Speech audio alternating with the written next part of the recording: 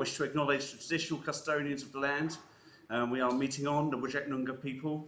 I wish to acknowledge and respect their continuing culture and the contribution they make to the life of this city and this region.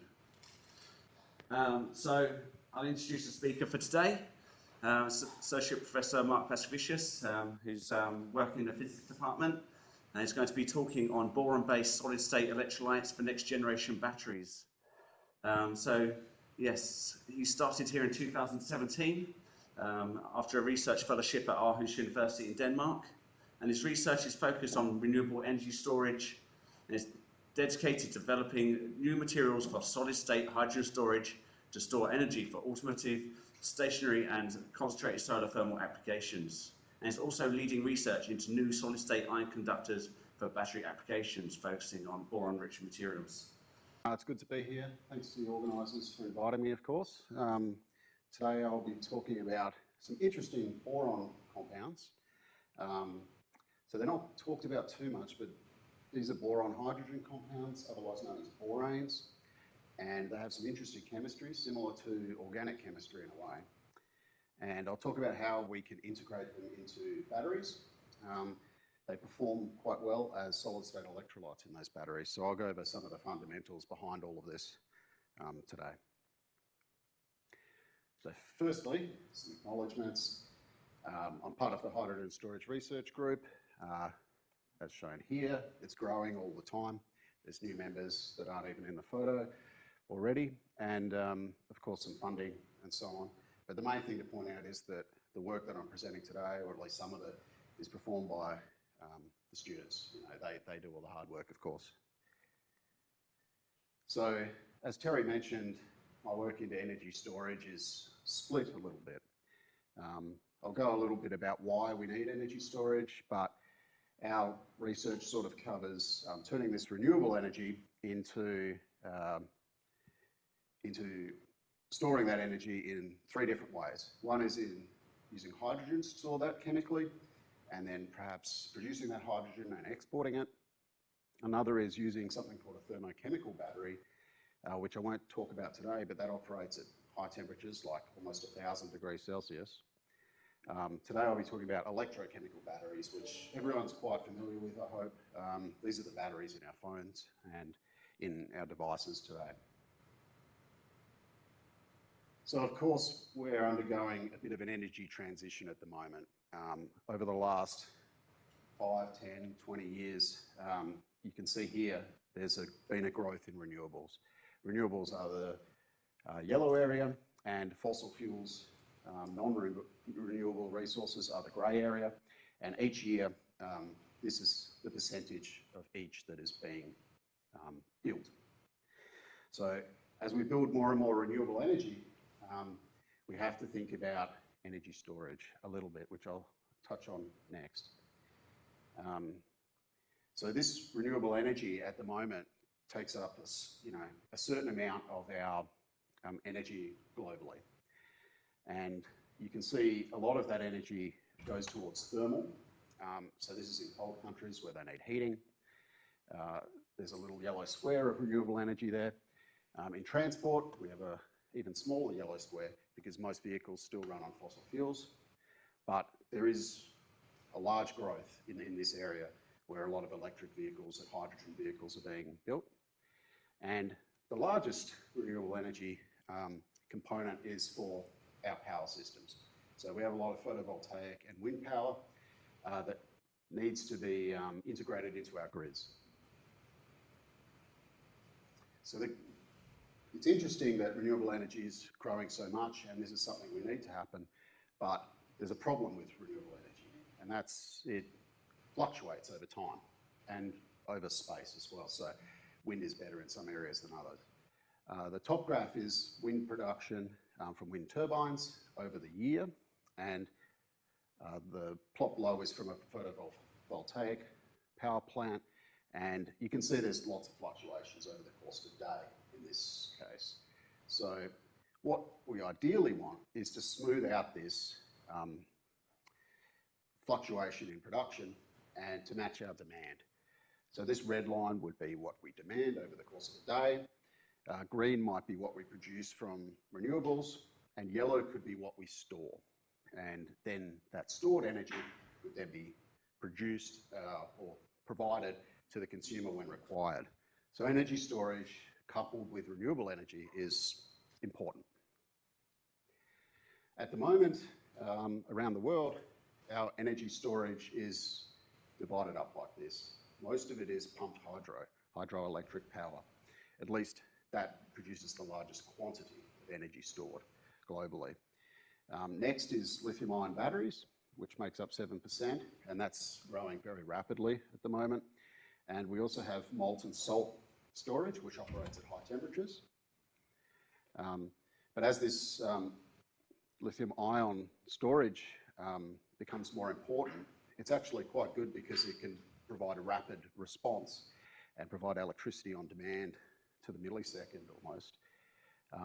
But it's still quite expensive. So it is growing, but as it grows, lithium becomes in greater demand and becomes more expensive, and we need to try and make our batteries cheaper. So specifically today, I'll go into some information about how batteries work and how we can use our boron compounds in these batteries. So it's good to cover exactly what a battery is, just the basics. A battery usually has three components. It will have an anode, a cathode, and an electrolyte. We shuffle lithium back and forth between the anode and the cathode. And in doing so, we also shuffle electrons through a circuit to charge balance. And that's all that's required in the battery.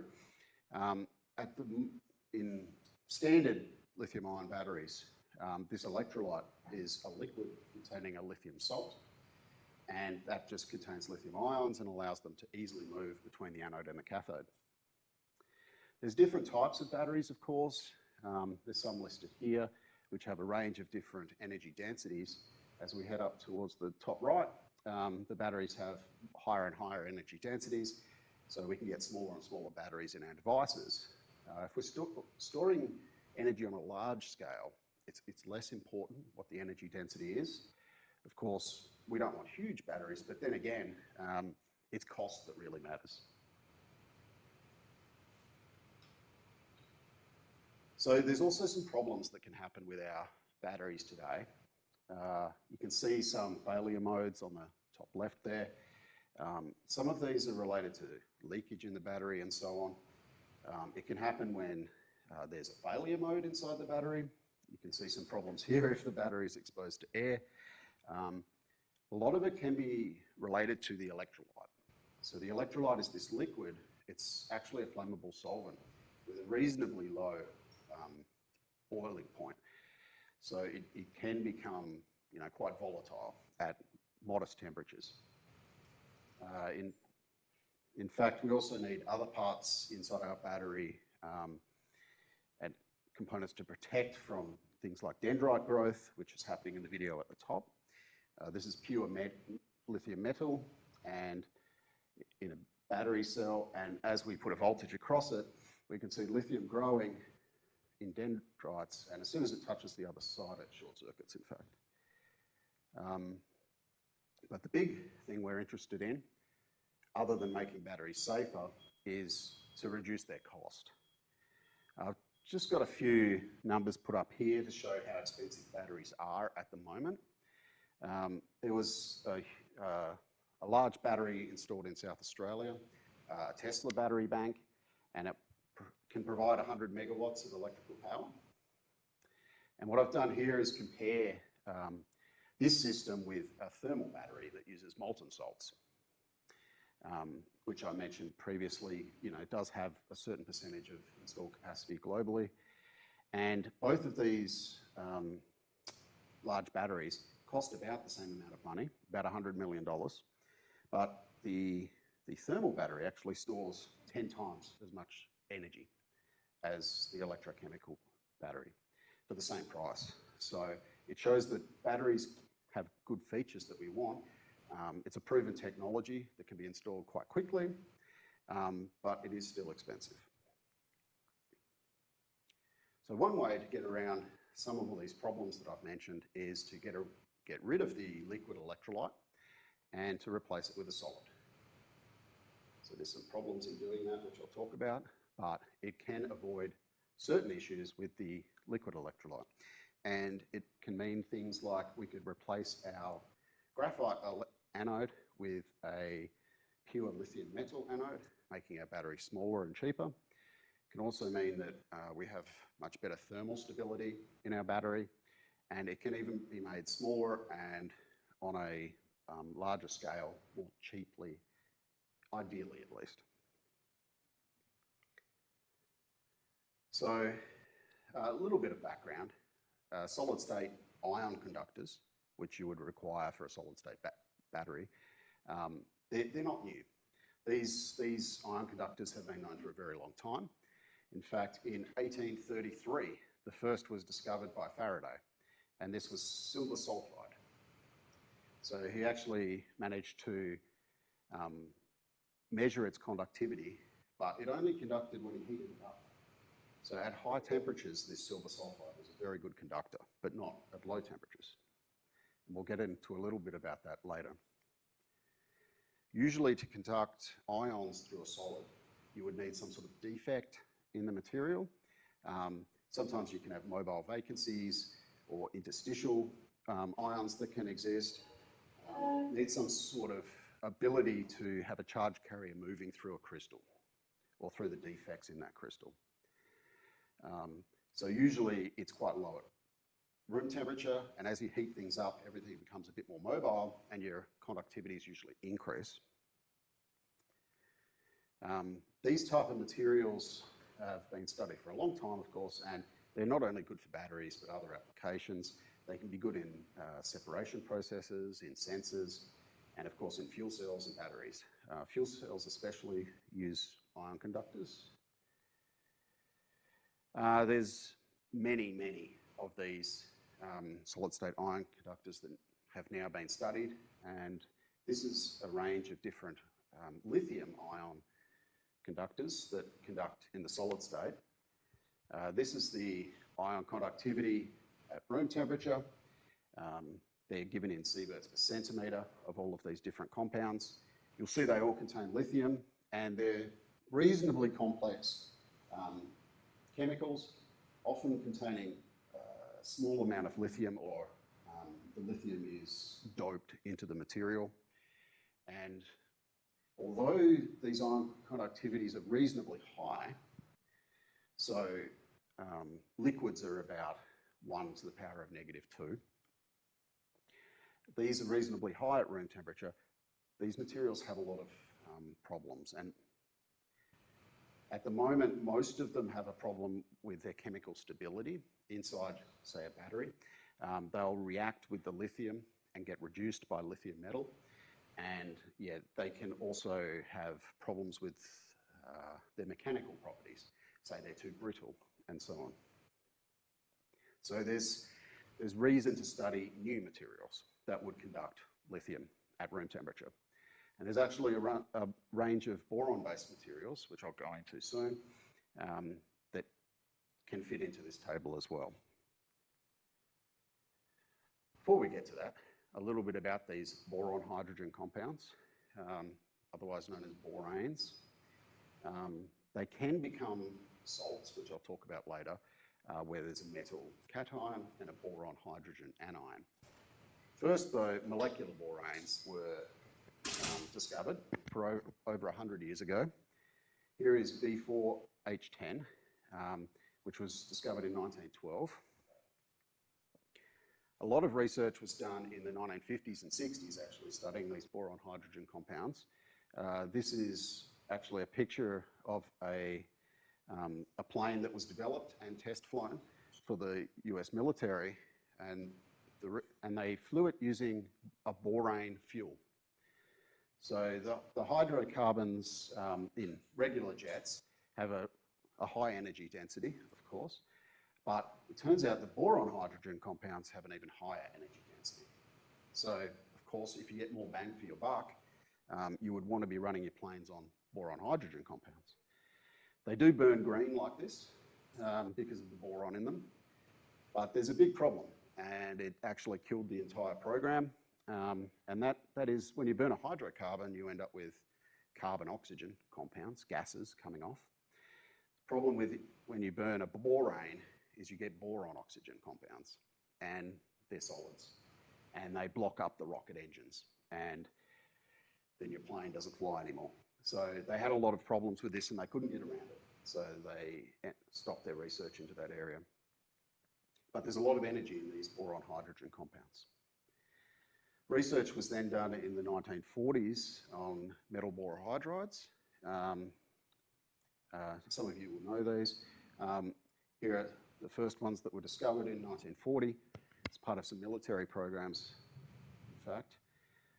A little later, in 1960s, these larger boron clusters, which are quite interesting, were discovered. This is a B12H12 anion, so it's charged, it's 2 minus, and you can couple this with metal cations, so you could have 2 lithiums associated with this. And it's reasonably interesting. It's about the size of a fullerene, a C60, and interesting because it forms a salt. So a little bit later, took all the way to 1979, but a Nobel Prize in Chemistry was awarded to H.C. Brown, who discovered a lot of these compounds and also worked on metal borohydrides, especially sodium borohydride, because it's a very good reducing agent in organic chemistry and lets you make a lot of different organic chemicals. There's a large range of these boron-hydrogen compounds. Here's a select few that form, most of them form closoboranes, we call them. That are these closed cages of borons with hydrogens poking out. And the B12H12 is actually the most stable of all of these. You can have bigger complexes, but they're less stable. And you can see most of these were discovered in the 1960s. None of these are natural compounds. They don't exist in nature. They have to be synthesized in the laboratory. But you can form many, many different varieties of these boron-hydrogen compounds. And the benefit for us in using these compounds for batteries as ion conductors is that these anions, notice that they're all charged, these anions are very weakly coordinating. They're so big that their charge density is spread out over such a large area that they coordinate very weakly to cations. So if we want to move our cations through a crystal, we hope that they're not coordinated too strongly to the anions and maybe they can migrate through. At least that's the theory. So before all this though, these boron compounds have found some interesting applications. The first of all is in cancer therapy, in fact. So there's a type of cancer therapy called boron neutron capture therapy. And this is where you shoot a lot of neutrons at a tumour to try and eliminate it. And ideally, you want all of those neutrons to be absorbed by the cancer and not by the rest of your body. And a way to do that is by putting a lot of boron at that site. Now, boron has a very high neutron capture cross-section, and that means that it absorbs an awful lot of neutrons. At least boron-10 does. And that means if you could get all of this boron at the tumour, then it would get a much better dose of radiation and perhaps wouldn't irradiate the rest of the body. So they've developed a few compounds that they have tried inside people, and they are built from these boron clusters. So interestingly, you can connect some of these boron clusters to organic chemicals as well, and that allows them to go inside the body. And they've tested these, but so far the ones that they've tested don't locate themselves directly at a tumour within the body. They tend to spread themselves out sort of too uniformly across the body. But they're developing new types all the time that they want to be able to test in humans eventually for this application. Some more interesting things you can do is make polymers out of these boron compounds. Because you can link them up to organic complexes, you can do some fun things. This is actually sort of a micelle type structure where there's boron cages all around the outside and organic structure in the middle. If you heat some of these boron compounds like this up, you can form frameworks of ceramics made from boron. And this one was pretty cool when I found it. You can make a car. In fact, in this case, here's some organic molecules in the middle. The wheels are made from boron cages. And in fact, when you shine a light on this, the molecule in the middle spins. And it actually hits the surface underneath and propels itself forward. So it acts like this, like a little car. I don't know how fast it goes, but it's pretty cool. But back to what we're talking about today. So we want this all solid state battery. We want a solid that allows lithium or some other light metal to be able to move through it. And we want that structure to have maybe some of these properties so that the lithium can move quite rapidly through it. So it could have defects, vacancies, partially occupied sites. That way your cation could jump quite easily between those sites. Or in our case, actually, we could have some dynamics inside the crystal structure. And I'll get to that in a little bit. There have been a number of papers over the last 5 years or so, including from our group, where we have discovered these boron compounds do conduct lithium or sodium very well. So here's some comparison to a range of materials for lithium and sodium, where we have ion conductivity on the y-axis and some temperatures across the x-axis. And you can see, of course, temperature starts on the right-hand side and goes up as we move to the left.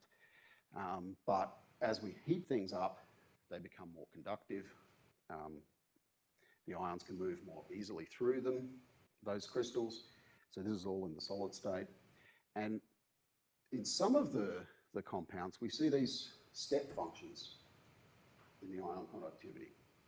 And they're quite interesting. They're actually related to changes in the crystal structure of these compounds, which we'll also get to in a little bit. The way we synthesize these large clusters of boron is relatively simple. We do need some sort of boron source. So we can start small. We can start with something like a metal borohydride, sodium borohydride, lithium borohydride. And pretty much if we take some of that metal out of it, if we take some of the metal away, it becomes more boron rich. And as we can also heat that compound up, and we get what's called a polycondensation reaction where the borons start joining together. And they grow into these larger and larger clusters depending on temperature. And you can see at the top here, as we go higher and higher in temperature, we may have a B3H8 to a B11H14 to a B12H12. And they grow bigger and bigger until we get our most stable version. There's, of course, a lot of different ways we can do this. And some of the methods require reasonably expensive chemicals, even though they do start simple. So ideally, we want to make things cheaper. There's no point making a battery using an ion conductor that's super expensive. So we recently published this work on synthesizing a type of borane. In fact, this borane has this atom in there as well, which is a carbon to close the cage, and it's called a carborane. And these carboranes are very interesting because they can be modified further to turn into those boron neutron capture therapy agents, for example. You can connect a lot of organics here just using regular organic chemistry, and you can have a boron cage on the end of all that. So making that cheap would be good for a lot of different reasons, including for our applications in batteries. What we were able to show in this study is that these are all the different methods that have been published in the past to make carboranes. You can see there's quite a lot. That's because these materials are quite useful in a lot of different fields. And the method we came up with was the cheapest out of all of these, which shows promise that maybe we can make these compounds cheap enough for batteries. So I'd like to go a little bit further into the behaviour of these boranes as we heat them up. So we saw some of those step functions in the ion conductivity before. This particular compound is silver B12H12. It's not lithium, but lithium does behave in a similar way. Silver's quite interesting. It shows a lot of the same properties, but you'll see why it's interesting in a minute. At room temperature, we have a compound called alpha, silver B12H12. This is X-ray diffraction data. You don't need to really understand what the data means, but as a function of temperature, we can see that at 200 degrees, there's a change. And this is a change in the crystal structure of the compound, and it changes to beta, silver B12H12, just a rearrangement of the atoms. At 300 degrees, it actually decomposes. It's a bit too hot. Everything breaks down. We end up with silver metal, in fact. These are the different XRD patterns at low temperature and high temperature. So it would be interesting to understand how this crystal structure changes, because then we might understand why the ion conductivity jumps. So in fact, we have this dynamic, these dynamics inside of our crystals, at least at high temperature we do. On the left is the crystal structure at room temperature, alpha, but then as we heat things up, everything becomes mobile. Sort of represented that here with an average of these boron positions in the cages. It's a little hard to show without it overlapping everywhere. The purple ones are silver. So we have static silver positions at room temperature, but as we heat things up, we get mobile cages, and we also get mobile silver in the crystal. And in fact, through some nuclear magnetic resonance and inelastic neutron scattering measurements, we can determine that these boron cages are very dynamic. They're rotating and reorientating at about 10 to the power of 10 times every second. So they're really moving in there, and some of that is pushing the silver around inside the crystal. So some of the reasons to do the study on these silver compounds, silver is very heavy, and we can identify where it is in the crystal structure very easily. Lithium's a little harder to see. So it's a good case study. So understanding, we get an understanding of why the ion conductivity could be so good, because this crystal actually has a lot of dynamics. So when we zoom in a little bit closer, this is a B12H12 that's been all rotated. And we can actually determine from the X-ray data that the silver is jumping between these particular sites in the crystal structure. And it occupies some sites a little bit more than others. And it seems like the B12H12 is, when it's rotating, it's actually pushing the silver out of the way. And we believe that could be what's called a paddle wheel mechanism. And that could push the silver between different sites within the crystal, just based on this entropy or the dynamics in the crystal. So this is, again, some ion conductivity data. Higher means better on ion conductivity. Higher temperatures are on the left, of course. Now, we determine this data in an interesting way. So the ion conductivity of these powders is determined through this sort of equipment. So we do what's called electrochemical impedance spectroscopy. And in this, we would take a powdered sample, press it into a pellet, wedge it between some gold. The gold has good electrical conductivity, but it's also malleable, so it can fit the pellet quite nicely. And we throw some AC voltage across it at lots of different frequencies. And we measure the response of that AC frequency, and then we can determine the ion conductivity based on some analysis of the data. And we do that at multiple temperatures. So we would get 10 different temperatures to get 10 different data points on this graph. And you can see a lot of these compounds do have this step function that I was talking about, including one of the oldest that was studied, in fact, which is silver iodide.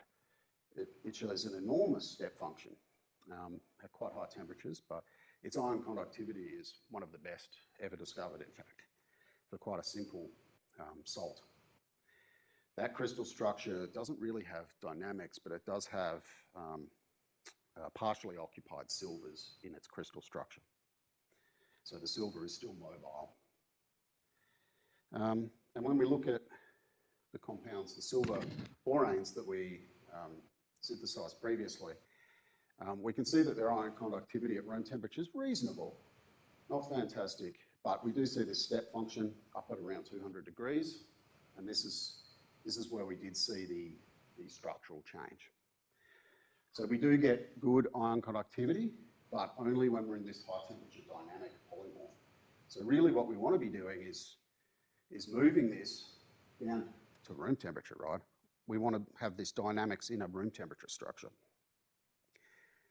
We managed to do a little trick in this case where we mixed our silver boranes with the well-known silver iodide, and we get a new crystal, in fact, that's a mixture of the two, and it sort of stabilizes this high temperature dynamics down to room temperature.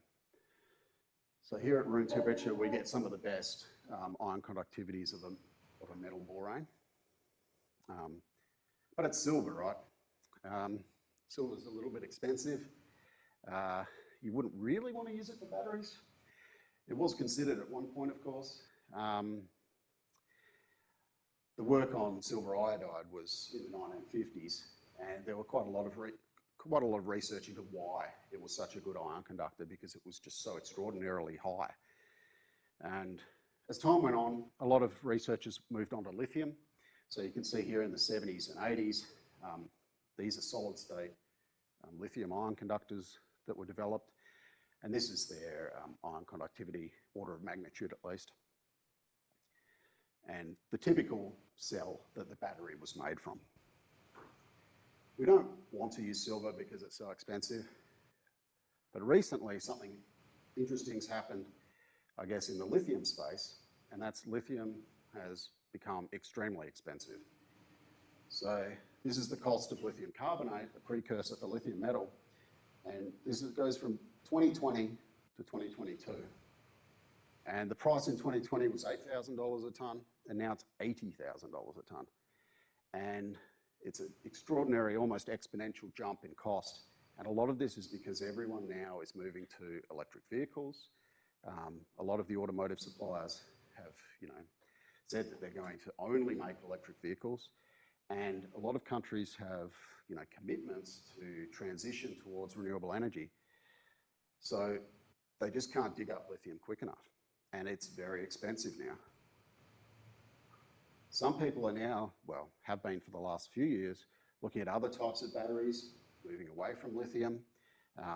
There's a lot of research being done on sodium batteries, even magnesium, calcium, aluminium batteries, trying to find cheaper alternatives to lithium. Now, they all have their advantages, but there's no real solution right now other than lithium batteries. Things have been proven in the lab, but there's nothing commercial yet.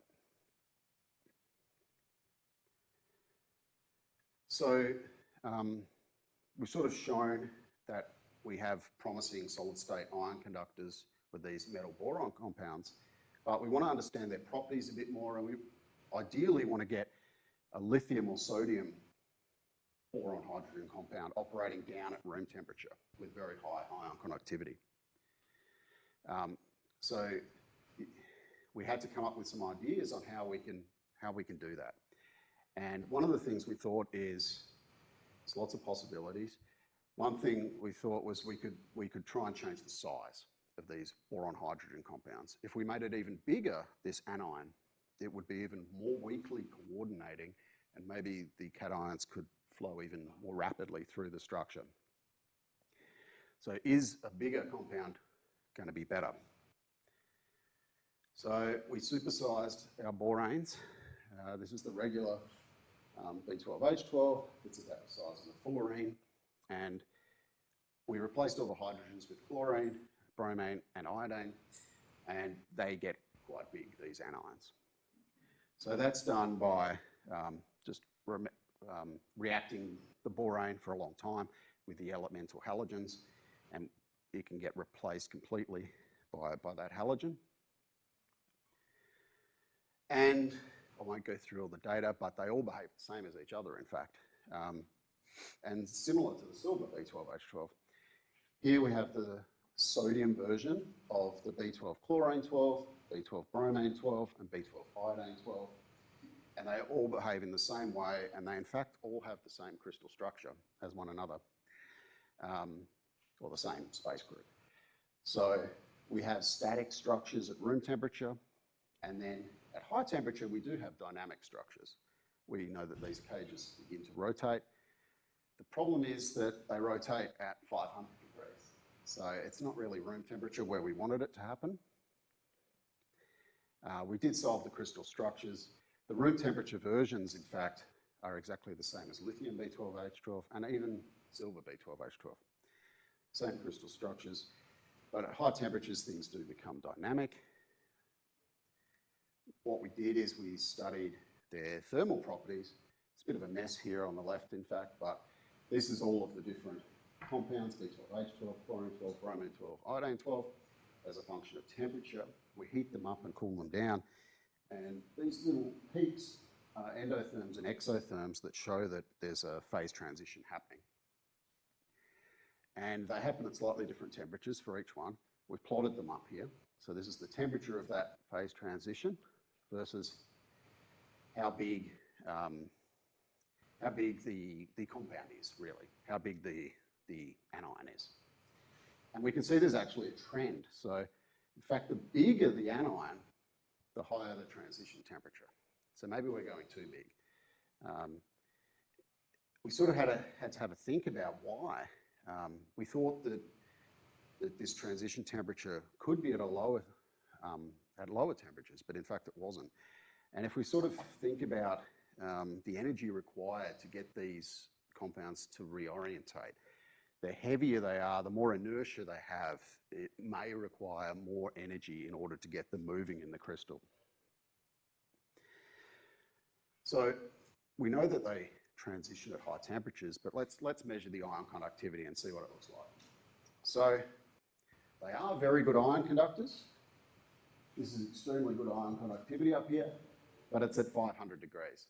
And in fact, the ion conductivity decays very rapidly, and at room temperature we can't even measure it on our instruments. So bigger isn't always better. In this case, it was much worse. But we wanted to think a little bit more about why they are such bad ion conductors. This is some theoretical work that we did looking at the charge density of different anions. Most of these are divalent. This carborane and the borohydride are monovalent. But you can see the distribution of charge across these anions. And it's a bit of a non-intuitive scale. In fact, the red regions are the most negative. So in these regions, there's a lot of negativity in those red bands. So if we look at the B12I12, in fact, we can see that there's almost a center of where this negativity is focused around these iodines. And if you look at the crystal structure, which I haven't shown here, in fact, that's where the sodium sits. The sodium atom is sort of stuck, sitting in that band of negativity, and it's in fact locked in there. It's sort of an anisotropic distribution of charge. It's not very uniform like what we were hoping, and it actually locks that cation in place, and it can't migrate through the structure. And in fact, that might be what's restricting these anions from rotating as well. There are other weakly coordinating anions that are maybe more interesting and may have their transition at lower temperatures. So I mentioned before that we found a cheap way to make these carboranes. There's different flavors of them, of course, different types. This is a B9 version and a B11. B11's the one we were able to make cheaply. And these have two benefits. One is they're reasonably small still. They're anisotropic, so that there's sort of a gradient of charge distribution across them, and they're monovalent. So the fact that they're monovalent, not divalent, means that there's less charge, so that their charge density is lower. This is a plot of all the different types of boron hydrogen compounds and boron chlorine, bromine, iodine compounds versus what type of metal, lithium, sodium, cesium, so on, that are known. You can see these ones at the very top at high temperature. This is the temperature of their phase transition that we're trying to get down to room temperature. These are the compounds we just talked about. And in fact, if we look at the carboranes, they do have low temperature phase transitions. So these are the ones that maybe we should do some more work on. And in fact, there has been a lot of work done in the last few years on these compounds because of these low temperature phase transitions. In fact, they've worked out that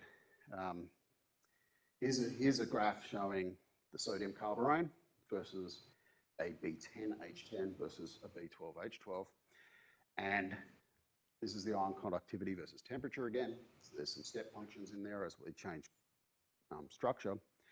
And as we get more anisotropic, we get lower and lower temperature phase transformations down to almost room temperature. So this is a good thing. They've also done, this isn't our work, this is someone else's work, where they did some quasi-elastic neutron scattering work and NMR to look at the way that these compounds rotate. And because it's anisotropic, it actually rotates around the poles with a carbon sitting at the top. And every now and then it flips and keeps rotating and just keeps flipping and rotating. So it has a unique way of reorientating. So a lot of work was done on the carboranes. You can see them here as well, compared to the B12H12 and so on. We decided to look at another small anisotropic molecule, which is called B11H14. It's this one here. And you can see there's actually a boron missing. So this isn't a closed cage. This one's called an arachno, or spider-like borane. So it has an open side to it where there's a boron missing, and that creates the anisotropy in the charge density. It's actually quite cheap to make. It's a precursor before the carborane, in fact. We make it like this, starting from sodium borohydride. It's reasonably cheap, in fact. It's really just reacting sodium borohydride with bromopentane at 100 degrees or so. And you end up with B11H14. Turns out that the ion conductivity is exceedingly good. So these two here are lithium B11H14, and these ones up here are sodium B11H14. And you can see they may not be the best ion conductivity out of all the compounds, but at room temperature, they are the best, even better than the carboranes. So it looks like that anisotropy in the anion is important. So we sort of solved the ion conductivity, and we've got a range of different options of materials that are successful as ion conductors that can conduct lithium and sodium. The next step is to build batteries out of these things. And there's additional complexities, of course, when we do this. So when we build a battery out of a solid material as a solid electrolyte, we have something like shown on the top left, where we have a lithium metal anode. Ideally, we want to use pure lithium metal there to keep cost low, increase energy density, and increase the voltage window as well. In the middle will be our inorganic solid electrolyte, ISE, they call it here. And then we would also have a cathode material which can accept the lithium on the other side of the battery. And the complexity happens around the interfaces between those three parts. So in between the anode and the ISE, we have an interface, and that can cause resistance in our battery and cause problems. It's also possible to get dendrites of lithium growing through the solid material through either fractures in it or punching its way through the solid, depending on what sort of material you have. You can see here some dendrites have grown through a material. There's also degradation of the battery over time, which is shown up on the top right here. In fact, the capacity of the battery drops to about half after the first few cycles of the battery. And some of this is due to problems at the interface, grain boundaries, or surface in the battery. So one thing we want to be able to do is measure these problems, like have an indication of whether we have those problems in our batteries. So this is one way we can get some data. It's called cyclic voltammetry. We sweep the voltage across our battery. So although we, in the most simplistic case, we have an anode, electrolyte, and cathode, when we do these measurements, we do a little bit of variation and add in some very nice carbon as well to get some good electrical conductivity, so the measurement is quite accurate.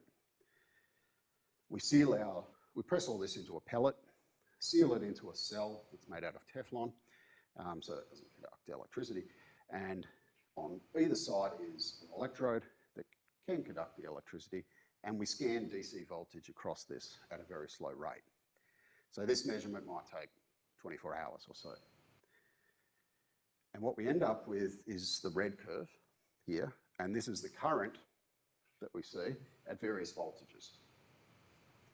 And as the voltages get higher and higher, we see these little spikes that can occur. This big hump in the data is an event that we're interested in, and this is an oxidation that occurs in our battery related to our metal borane reacting with the lithium or the cathode and oxidizing and reacting and degrading.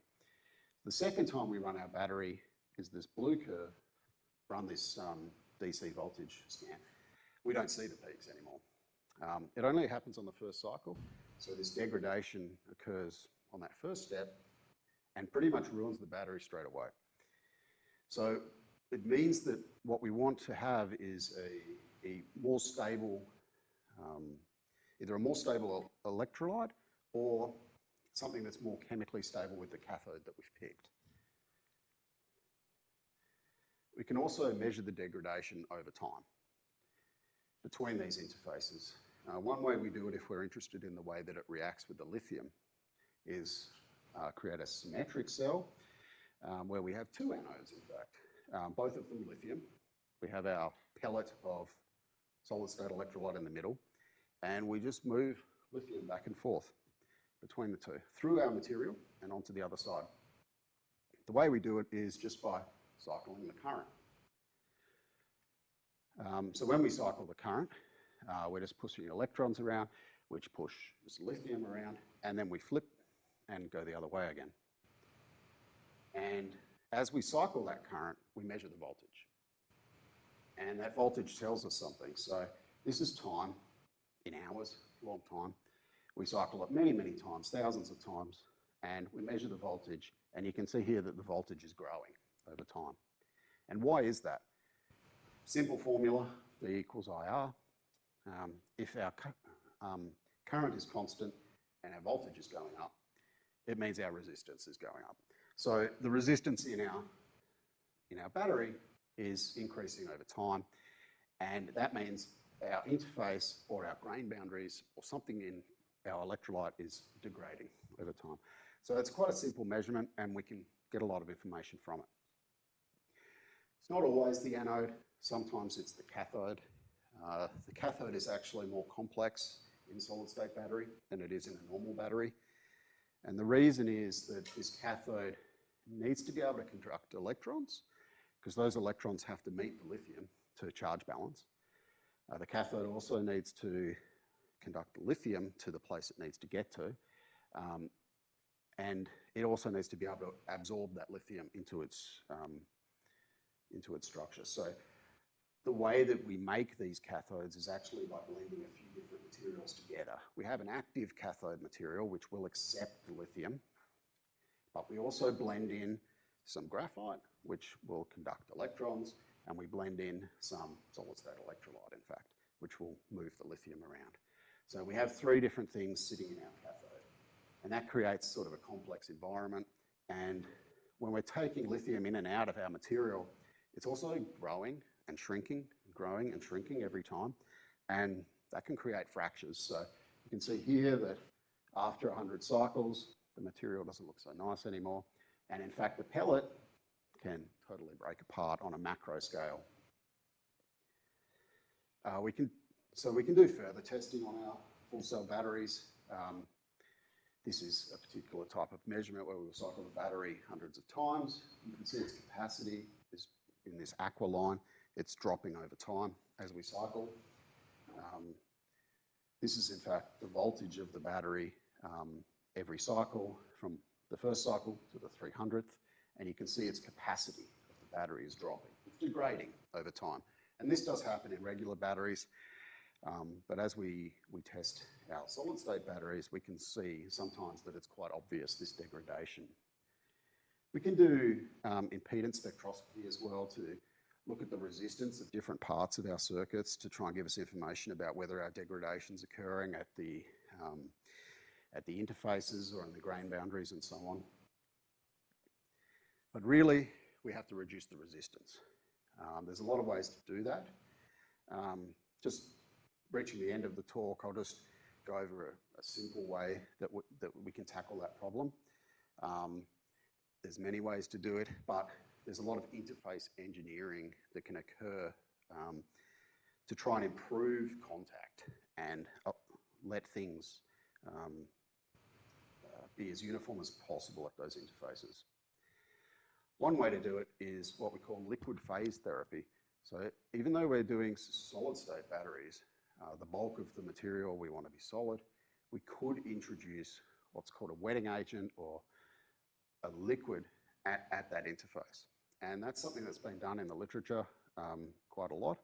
And it does cause improvements and reduces the resistance at those interfaces. So a small, like a single drop of liquid is all that's required. And we get much higher, this is with a very small drop, and this is with 2 drops or 3 drops, we get much higher capacity in our batteries. Here you can see very stable voltages. It's not growing over time. The resistance isn't growing over time. The liquid phase therapy has worked. This is without liquid phase therapy. We get a very low capacity of our battery. With liquid phase therapy, we get a high capacity. And it's shown in this plot here, really, that you could have what's called a soft electrolyte, a polymer. They have polymers as well that can conduct ions. That's shown in the red. The inorganic electrolyte itself, the ones I'm talking about, are shown in blue. But if we sort of mix the two together, use this liquid phase therapy, we can get this green shape. And that sort of is an optimization of all of the properties that we want in a battery. So why aren't we doing it? Well, we are. This is my student Diego, and he is working on this. And yeah, he started small, you know, and worked his way up from there. And yeah, this is the batteries that he's working on. It is for these metal borane compounds, the ones that show the very nice room temperature ion conductivity. And we get very nice voltage curves, some degradation over cycling, but very, very good results. And this is with this liquid phase therapy, which does seem to work. So just to finish up, what we're doing here is using these very interesting boron compounds, usually boron hydrogen compounds, and taking advantage of their physical properties to integrate them into these batteries to try and make them cheaper, you know, so they can be used on a bigger scale. So hopefully you found that interesting, and thanks to everyone for listening. So thank you very much. Do you have any questions for Mark?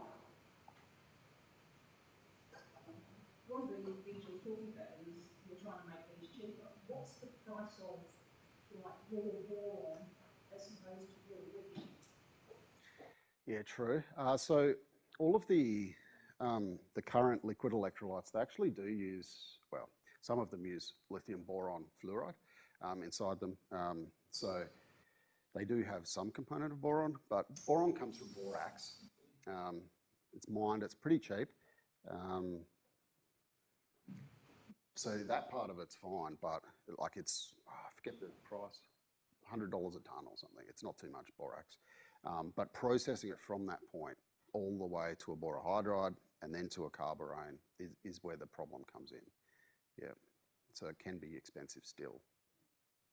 Presumably, if you get that in the big mass production, the price is going to go very rapidly.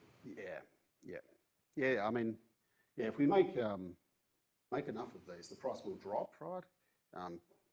But yeah, It's really popular across the material that's up.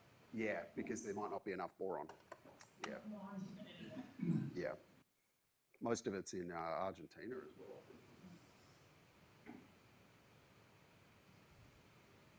Like when they're burning boron, the toxicity issue. So a lot of the boron hydrogen compounds are toxic. So if you breathe them in before they catch fire, at least, yeah, it can be bad. I read some work where they actually inject rats with these compounds to see, you know, how bad it really is. And the rats got really angry, actually. That's what they wrote in these scientific articles. They got really angry, and then they died. Yeah. So I don't think it's very good. Oh, sorry. Yeah. So the liquid polymer that's used to stop growth of dendrites, dendrites. It can go through polymers as well. Yeah. Can stop something to reduce the poison. I'm sure I don't know too much about it, but I'm sure they do have a way to reduce it. Yeah. Yes. Yeah, but they're persistent. Yeah, when you have that higher voltage, it really wants to grow. Any other questions? No? Well, I'd like to say thank you again to Mark. You've got your little gift here. Thanks, mate. And yeah, so thank you very much for your interest and talk.